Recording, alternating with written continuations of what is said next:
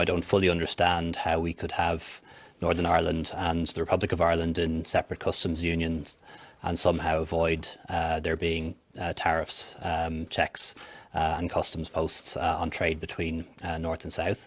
But our objective is very clear. We don't want to see any customs posts between North and South, nor do we want to see any tariffs or restrictions on trade North and South. We are very skeptical about these proposals because mainly it is repackaging the old proposals that have already been discussed between the two parties. And so we are very skeptical, and we think that it is not a serious alternative for the backstop. Nick, what is your interpretation on what the Taoiseach was saying today? Well, we heard in Mark's report how the Taoiseach has very strong doubts about Boris Johnson's offer to the EU. But if anyone was in any doubt just how strongly Leo Varadkar feels about this, they should listen to what he said when he said in that press conference in Stockholm that there have only ever been 5 ways in which you could avoid a hard border. Firstly, a united Ireland. He says there's no majority for that. Secondly, he said Ireland rejoining the UK. To that, he said that's never going to happen. The third one is the UK remains in the EU. And interestingly on that, he said, well, all polls show that the UK would like to remain in the EU, but the system is blocking that. The fourth option, he says, is that the UK stays in the single market and the customs union. And the fifth one is you have the Northern Ireland backstop originally from Theresa May's deal. The Independent Unionist MP for North Down, Lady Sylvia Herman, she absolutely does take her seat. She campaigned for Remain in 2016, and she had very strong words when she tackled Boris Johnson. The Prime Minister's proposals prove quite clearly that he does not understand Northern Ireland. Yes. While the Prime Minister is perfectly happy, it seems, to dance to the tune of his friends in the Democratic Unionist Party, he forgets or he chooses to ignore the fact, and it is a fact, that the DUP does not represent the majority of people in Northern Ireland. The DUP campaigned for leave, along with the Right Honourable Gentleman. But the majority of people in Northern Ireland voted Remain. You do have to ask this fundamental question. Can any deal ever be passed by the UK Parliament and the EU? Well, we'll see what European Council and what the British Parliament will say in this regard. You know, we definitely follow the internal debate about this issue in London and around in the United Kingdom. We follow it, but we always, you know, refrain from commenting it, because, to be honest, and this is a broader picture, we are really fed up with all those approaches in Europe and in the world when some countries think that it's a homework for them to lecture others and to tell others how they should accommodate their life and tell others how they should debate. And again, we don't want to be ridiculous either. So we will not give any kind of advice, we will not give any kind of comment, we're not going to criticize, we're not going to judge, we just follow, and then we'll see what's the consequence. You are a small nation within the 27, but the idea of the 27 was that people would have their say. You know, and I wonder if when you set out so clearly your relationship with Britain, that for a country like you, it is incredibly important to have a deal with the UK. Well, for us, what important is to have an outcome after which tight and effective cooperation can be maintained. UK is a friend and ally, not to speak about the fact that, you know, I don't like those statements and those approaches, mostly on behalf of Brussels, which try to diminish the significance of UK leaving the European Union. So saying that, oh, it's not going to hurt, or it's not going to have an impact, I mean, this is simply not true. UK represents 14% of the performance of or the achievement of European economy. 14%, 1/7. But of course, the country whom it affects in terms of geographically most closely is obviously the Republic of Ireland. Yeah. And I wonder, because Ireland is the key player here, is it not? And if Ireland doesn't want to do this, it's not going to happen. Well, definitely, if there's one who does not want it to happen, then it will not happen for sure. It's not 27 times 1, it's 27. There must be a unanimous decision, obviously. And you know, I was there when, for the whole process, when the European Commission, the chief negotiator, the member states themselves, you know, tried to put together this arrangement or agreement or deal, name it as you wish. And it was not easy, and we needed a couple of years to put it together. And we succeeded, finally, to maintain the unity of the European Union in this regard. I'm not quite sure it's possible to repeat this performance, for which we needed years, to make it in days, you know. Minister, thank you very much. I appreciate it as well.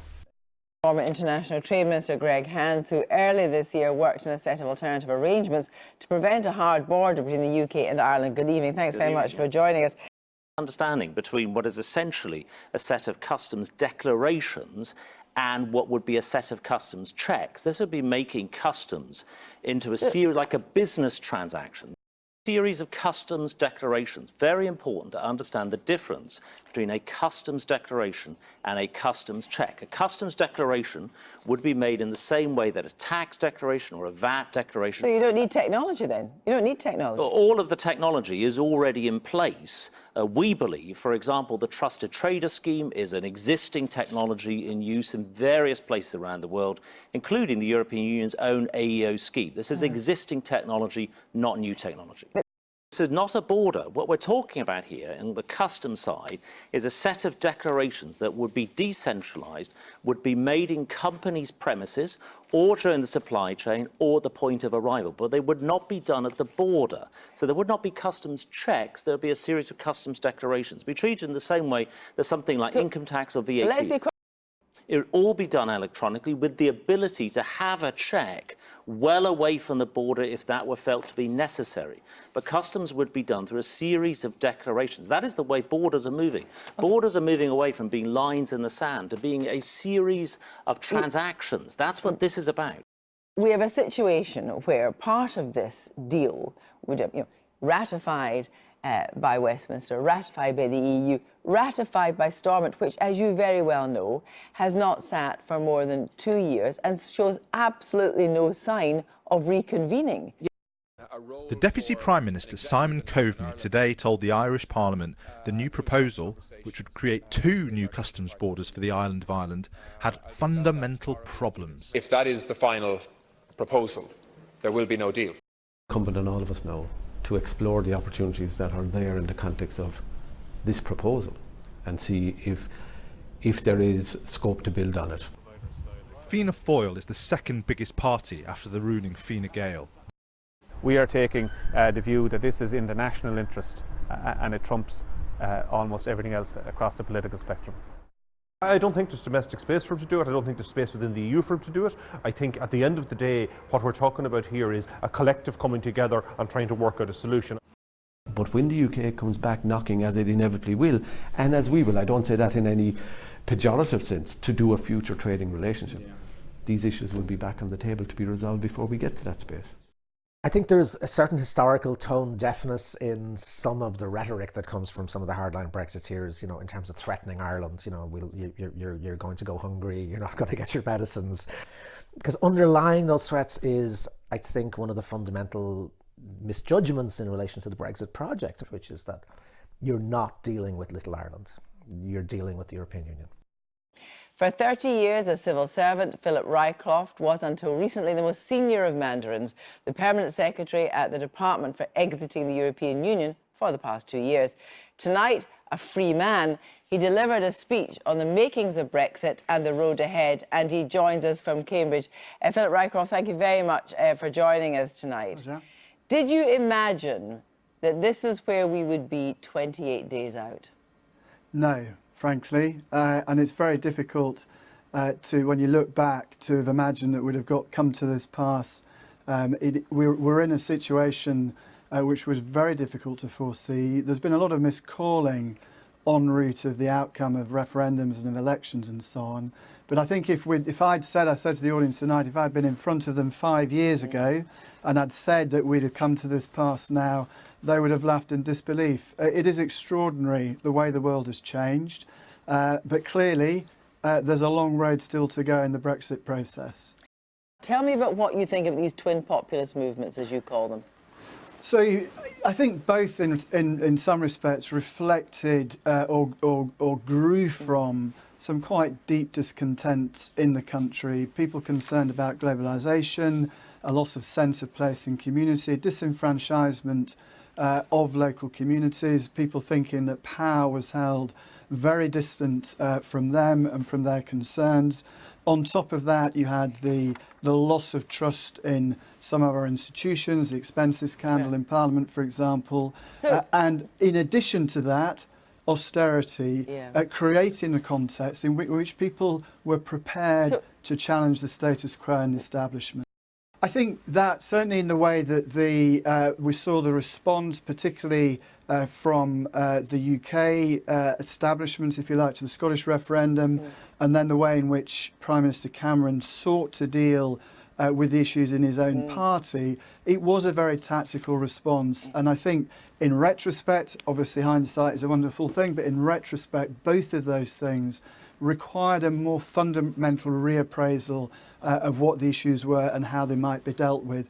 I really do want your take on whether or not you think this offer from Boris Johnson is something that is actually, it gives anyone hope that something will be sorted out one way or the other, or not. You've already heard from a lot of commentators from in the UK and Ireland and in the EU as well. Clearly, this is going to be pretty tough. I think you have to recognise that there has been a shift in the position that Boris Johnson originally set out, accepting, at least in the short term, a regulatory border down the Irish Sea. But clearly the problem is in the customs arrangements that apply on the island of Ireland. Even if you have no physical infrastructure, it requires a change in the way that businesses on the island of Ireland transact business day to day. So when you were working as Permanent Secretary there, is this something that, did you game this already and did you discard it? Did you game it and think it's just simply not going to work? Well, it was more than gaming, because this is actually one of the propositions that was put to the EU back in 2017 as part of, there's a couple of propositions that went to them for proposals to deal with precisely these issues. So this is just a rehash? It is using some elements of that but changing it, because at that time what wasn't offered was the regulatory border down the Irish Sea. So it is an advance on those propositions, but of course the EU's coming back and saying some of the problems that we saw then we're seeing again now, and of course there is very, very little time left now.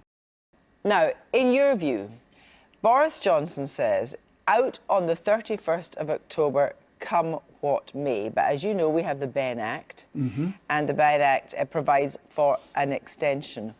If Boris Johnson says it's out on the 31st of October and we don't have a deal, what happens? That's a very good question. I think it would be extraordinary if the Prime Minister defied the will of Parliament. All this Brexit process has emphasised the sovereignty of the UK Parliament, and that is the law of the land, the cornerstone of our constitution. So we clearly have a very difficult situation if the Prime Minister sticks to his guns in that context and seeks to avoid the will of Parliament. But I'm sure as Prime Minister he will respect the law of the land, which would ultimately require him to seek an extension. What if it's not he who seeks the extension? What if it's the Cabinet Secretary that's sent to deliver the letter to seek the extension? In these circumstances, it would be my view, certainly, that the Cabinet Secretary can only act under the instructions of the Prime Minister. I think it's less important, if you like, who signs the letter, but that the letter is sent. But that is expressing the will of the British government. Even if the Cabinet Secretary is deputed by the courts to do that, it has to be Boris Johnson. I can't see a situation looked at not least from the EU perspective when they're being asked to accede to something which has not been agreed to by the UK government. And don't forget, the UK still remains a member of the EU, so is party to all of this. Very finally and briefly, Philip Rycroft, is it absolutely beyond the realms of the imagination that Boris Johnson could defy the law? I hope it is. I've been a civil servant 30 years, many dedicated public servants. We serve on the premise that we are bound by the rule of law, and that applies to our elected politicians as well. Philip Rycroft, thank you very much for joining us tonight.